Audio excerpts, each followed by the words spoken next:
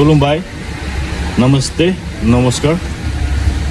मैया जेहेतु आसाम इलेक्शन कमिशना मडेल कड अफ कन्डाक्टखौ फोसावना होबाय बेबायदिनो 2020 मायथाइयाव बर'नि जारिमिनारि बिटिआर रेकर्ड जाखांनायनि उनाव बेयाव रायजो जानाय 35 लाख आरो 26 जाति जनबस्तिनि गेजेराव गोजोन समान मोनथाय आरो समान जौगाथायनि खाथिराव फैनाय प्रमद बर' सार बिथांनि फैनाय सरकारा मैया मोजाङैनो मोजां जोबनानै थुंगे थांनाय 5 बोसोराव जोंनि मानाव गेदेर शिबसारा रावखौबो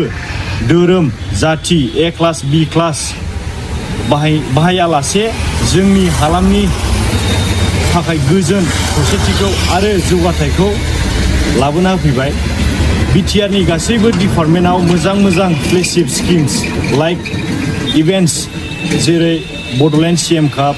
सुपार 50 माइनाव सोरां बिथांखि आलारि सोरां बिथांखि मिशन बैसोमुथि रं निर्मल बिथांखि गियान सोरां बिथांखि आरो बड'फानि न'खराव पार मान्थ 1 लाख अनसुंथाइ हरनाय आरो जोंनि मुंख्लंफोरखौ मान होनानै 3% साख्रि खथा दोननाय बायदि लानानै बेयाव रायजो जानाय 35 लाख रायजो राजा आरो 26 जाति जनबस्तिनि थाखाय जेबायदि बे बोसोराव खामानि मावलांबाय थानाय 17 बोसोराव हाग्रामा महिलारिनि सरकारा बिदि जेबो मावलांनो हायासै बेखायनो आं जोंनि CM सार प्रमद बर'निसिम रोजा बिटिआर हालामनि सासे लाइमोन जानानै रोजा साबायखर बावहरबाय लोगोसे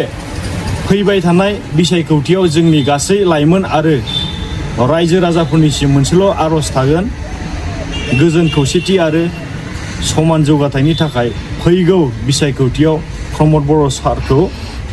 मदद खालामफिननांगौ गोजोन्थों।